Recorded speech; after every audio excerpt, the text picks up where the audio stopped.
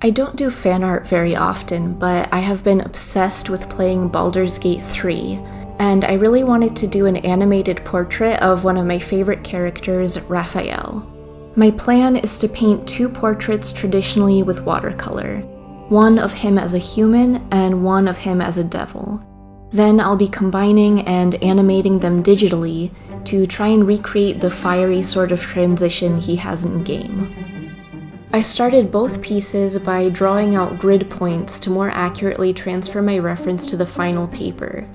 This also helps make sure that corresponding elements in each piece will line up. Based on those grid points, I began my initial sketches.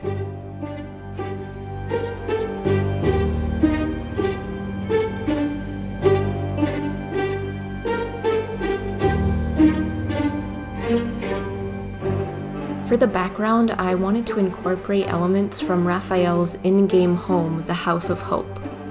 One of the environment artists for the game, Konstantin Melnik, has a bunch of detail shots of the House of Hope on his ArtStation page, which I looked at for inspiration. To save time, I decided to do only what's absolutely necessary for each piece. For example, big elements like his outfit and the background that stay the same between the two will only be painted in one version and then added digitally to the other. I opted to do the background in the human version because you'll be able to see more of it, as it won't be obstructed by his wings.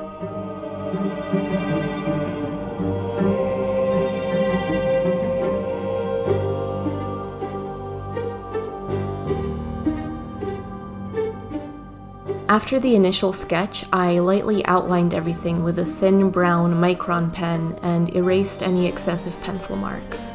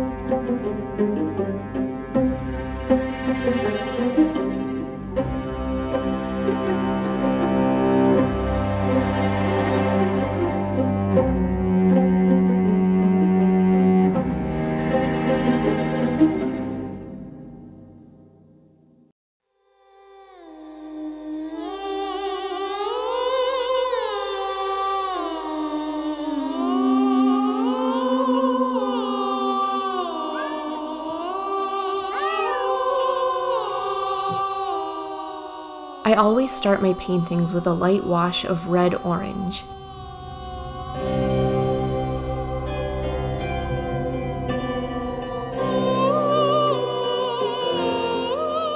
After that, I started blocking in simple colors, just laying down the midtones. I didn't worry about highlights at this point because I was going to add them in with acrylic paint later.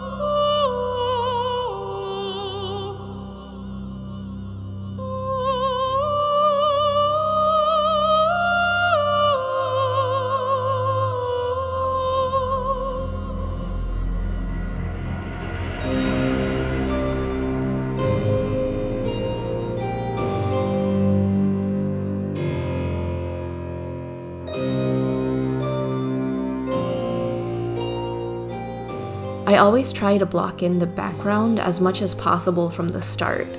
It's easier for me to get the correct tones for the foreground if I already have a base color surrounding it. Foreground elements can change drastically depending on the background, and I found that if I leave the background until last, all of the foreground that looked good up until then against white tends to look washed out against a darker color. With lighter colors, I can usually layer the paint all I want, but with darker colors, I found that if I try to build it up in too many layers, I end up just stripping away layers of paint below and end up with a patchy result. I tried to get the color as dark as possible from the start, and ended up having to do 3 washes of purple and brown to get a shade that I was happy with.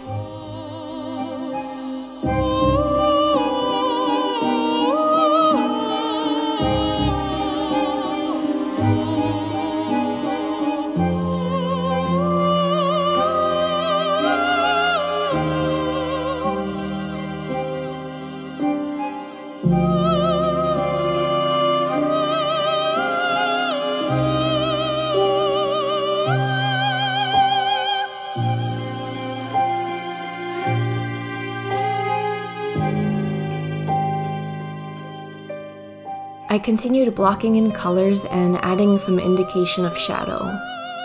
At first I keep the shadows monochromatic just to block out where everything goes, then I add in a bit of depth with complementary colors. I planned from the start to do a lot of the shading with colored pencil, so at this stage I didn't try to get too detailed with it.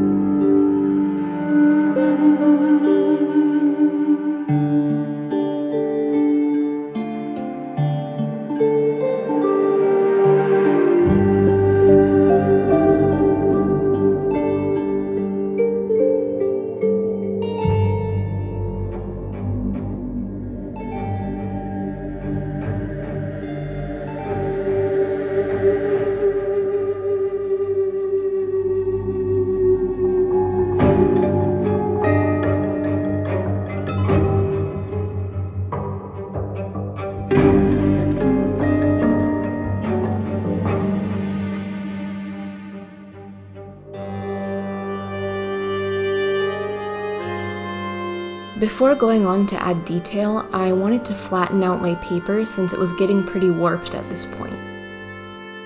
To do this, I put my painting face down onto some paper towels. I wet the back with some water and then covered that with another layer of paper towel.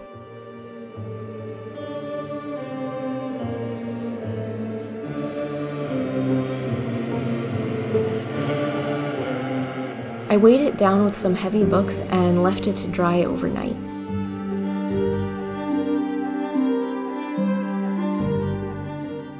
The next morning, my paintings are nice and flat. This technique works really well for heavyweight watercolor paper, but I'm not sure if it works so well for mid to lightweight paper. At this point, I abandoned my initial idea to transfer the detailed background to the Devil version, and decided to give Devil Raphael a simpler background. I started with colored pencil to smooth everything out. I wanted it to be darker around Raphael with a kind of orange vignette around the edges to look like there's a distant fire somewhere. Continuing with colored pencils, I began to refine the face, deepening shadows and adding saturation to his cheekbones.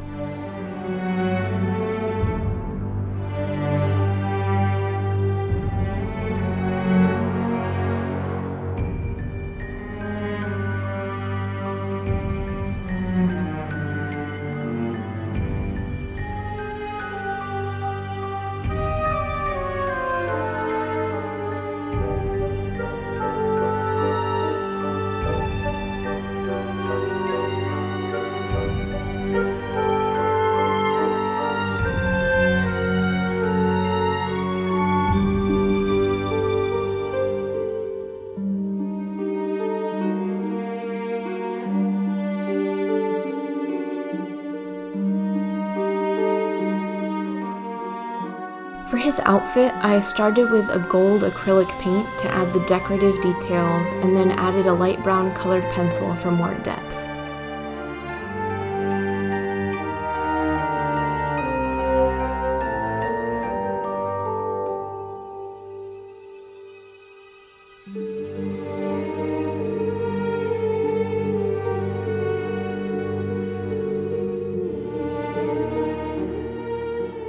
For highlights, I used white acrylic paint.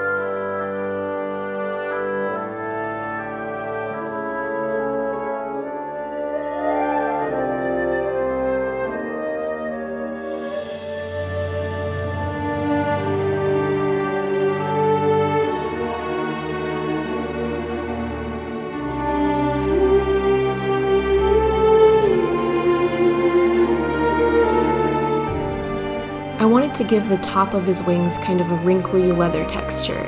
I built up shadows with colored pencils and highlights with white acrylic paint.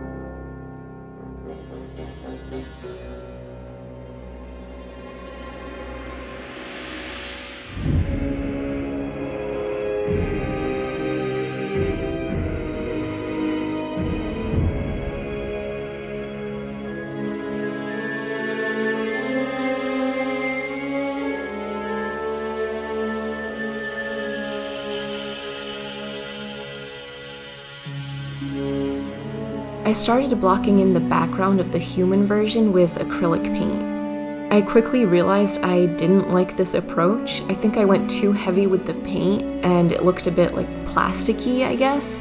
So I switched over to colored pencils instead. I used black and dark brown for the shadows and lots of ochre and yellow for highlights and midtones.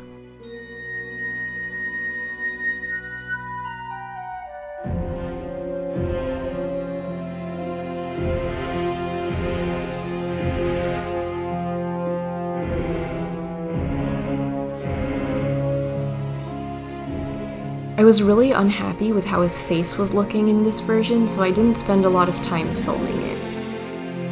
I don't think the likeness was quite there, and I didn't handle the colors very well. I think he ended up looking a bit sunburnt. I ended up redoing it completely after this, so for now, just pretend it's not there or that it looks better. I redid his face on a smaller sheet of paper with the same process as before, but spent a little bit more time trying to get the colors and the likeness better.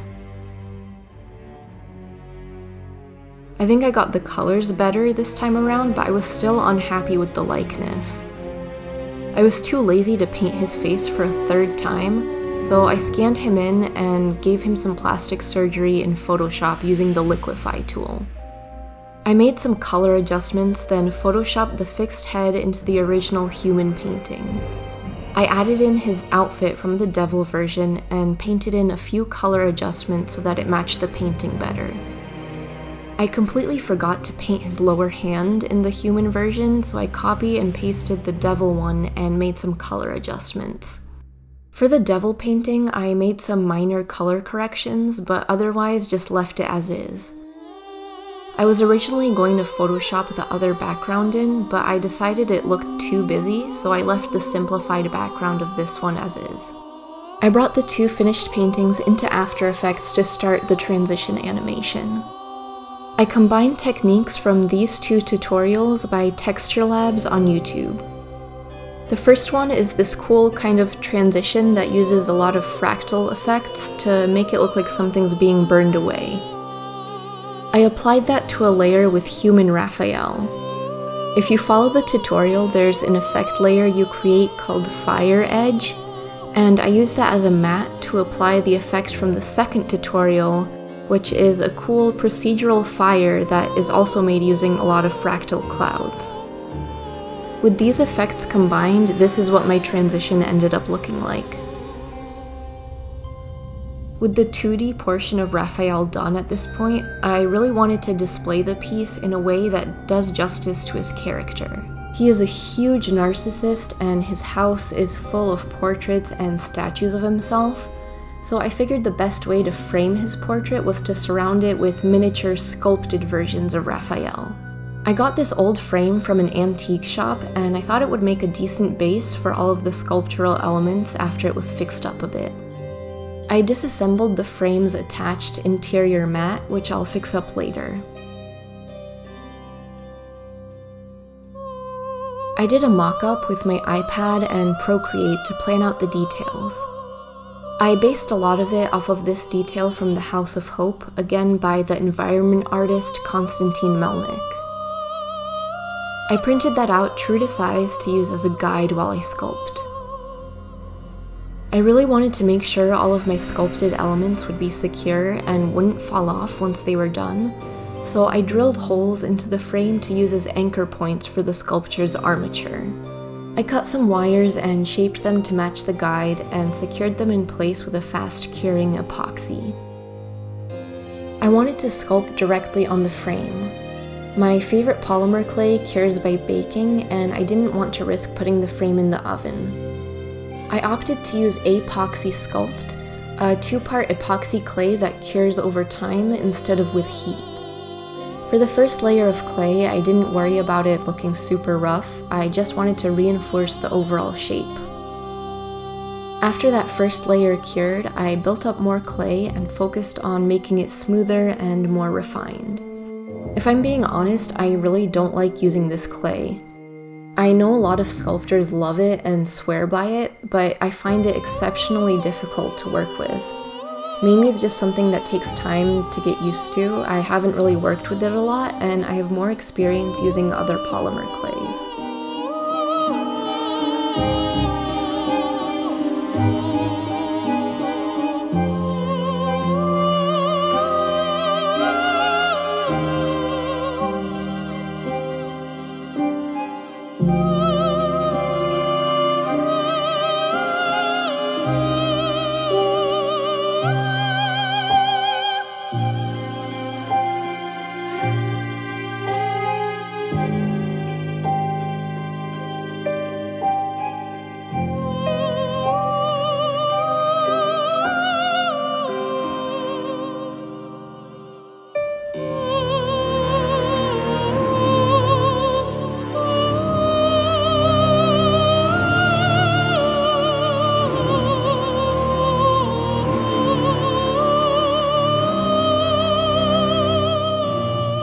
For the smaller details, I decided to sculpt them separately and then attach them to the main structure once cured.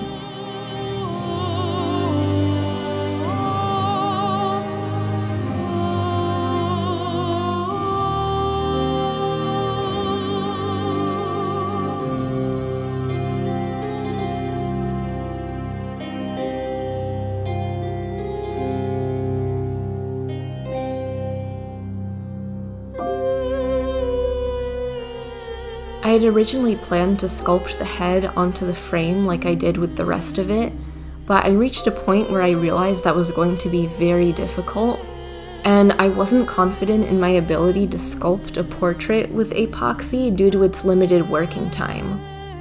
I decided to sculpt the head separately with Super Sculpey, which only cures after being baked and gives me as much time as I need to get the head right.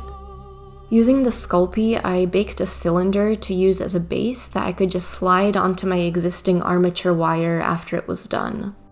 I built up the shape of the head with some tin foil and then added some wires as a base for the horns. Then I began to add clay. The basic process for this part consists of just adding mass, smoothing it out, checking the overall shape against my reference, and making adjustments as needed.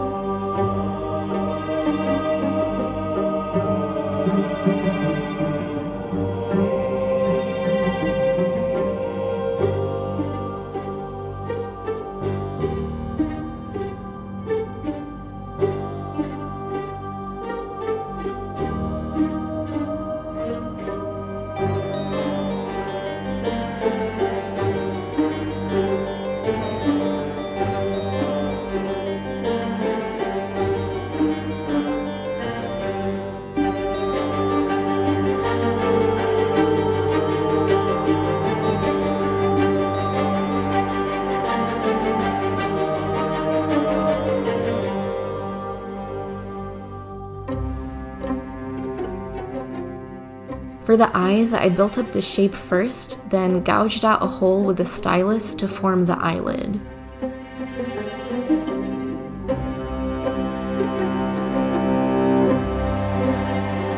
I added some balls of clay back in for the eyeballs, then made a tinier hole for the pupils.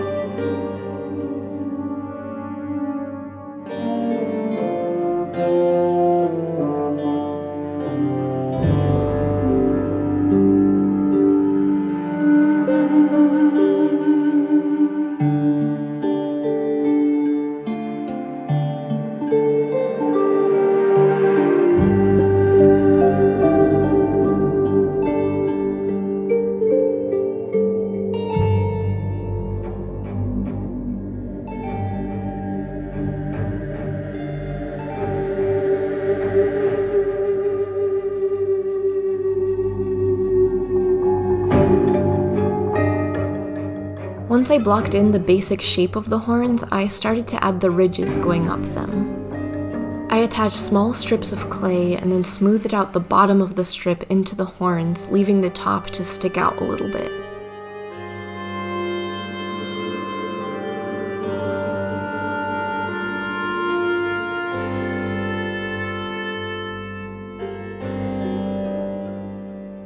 I used a pointy silicone tool dipped in rubbing alcohol to brush on some detail.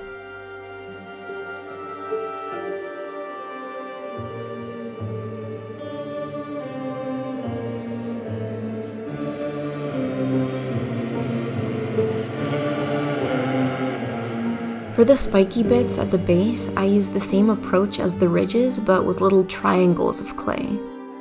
I also blended the bottoms into the clay using a stylus to add texture.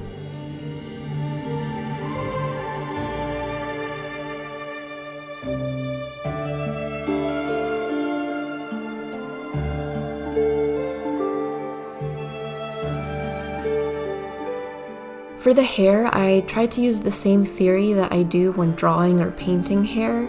Rather than focusing on each individual strand, I focused on creating overall shapes and clumps of hair, and then indicating some detail within those clumps.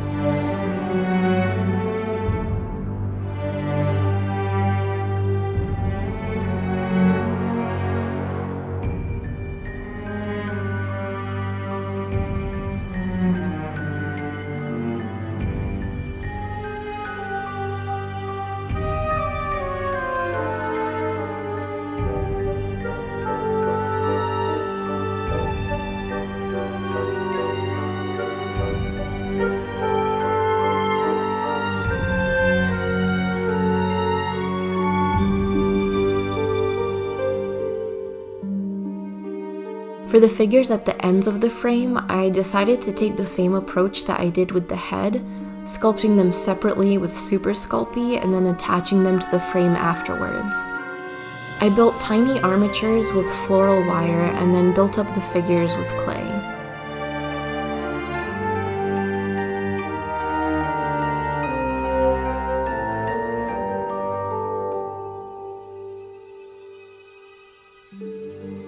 I did the horns by just attaching tiny bits of Sculpey without any supports, and if I were to redo it, I would have put some armature wire or maybe used a more sturdy clay like Cos clay, because these ended up being super brittle and kept breaking later on when I was painting the frame. After the figures were baked, I attached them to the frame using the epoxy clay as a kind of glue. I also used the epoxy to attach the head onto the frame. I switched to Cos clay for the wings of the figures after realizing that the Sculpey was super brittle for really thin parts. Cos clay is another oven-bake polymer clay that is a bit more rubbery and flexible when it cures, and is also more durable than Sculpey. I put some of it through a pasta roller to make thin sheets, then used a paper template to cut out wing shapes. I rolled some more clay into thin strips that I blended into the sheets to create the underlying bone structure.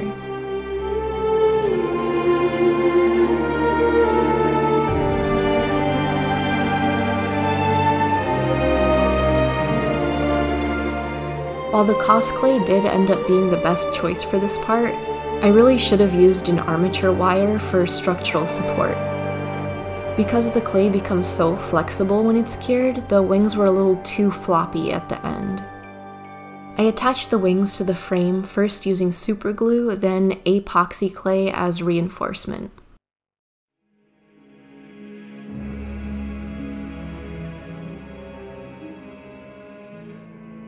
After letting everything cure completely, I started covering the entire frame with white acrylic gesso as a primer.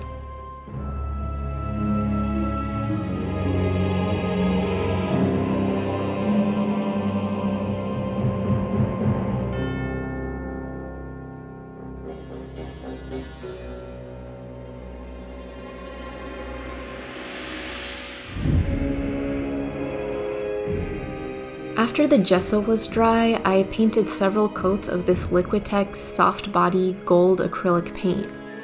It's not super opaque, so I ended up having to use almost the entire tube of paint to get enough coverage.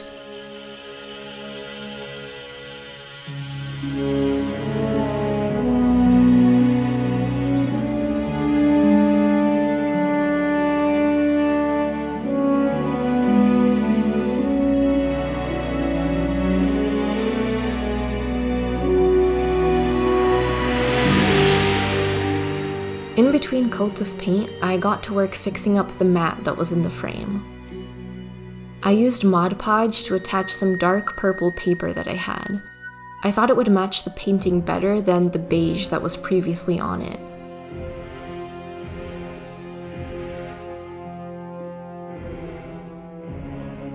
I trimmed the paper and reassembled the mat using some screws. Going back to the frame itself, I wanted to age it a bit at this point so it didn't look so perfect and new. I used some Liquitex raw umber paint and with a really watery paintbrush started painting it on, then wiping it away with a damp paper towel and sponge. This leaves the paint to dry in all of the cracks and crevices, giving it more depth and an aged feel.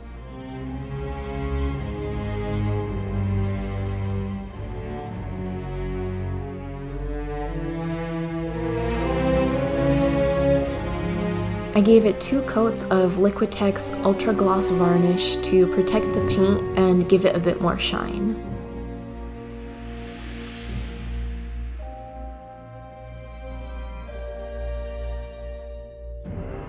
Once everything was dry, I reinserted the mat and secured it to the frame with some offset clips. I added some backing board and turn button fasteners to keep everything in place. While filming the reveal, I actually filmed it with a blank piece of paper on the inside just so that I could digitally add the animation at the end.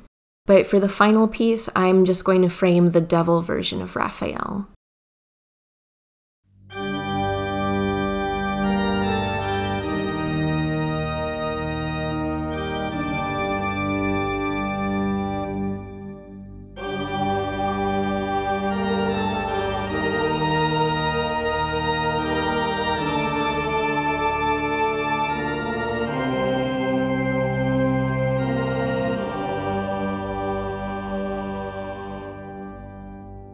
This project took way longer than I had expected and even longer to edit this video, but I'm super happy with how it turned out. I'll have prints available of Raphael in my Etsy shop linked in the description below. If you enjoyed the video, be sure to give it a like and subscribe to my channel. And if you're interested in seeing more of my work and some behind the scenes content, be sure to check out my Patreon linked in the description. I post exclusive videos once a month in addition to work in progress updates, sketchbook scans, and more. Thank you so much for watching.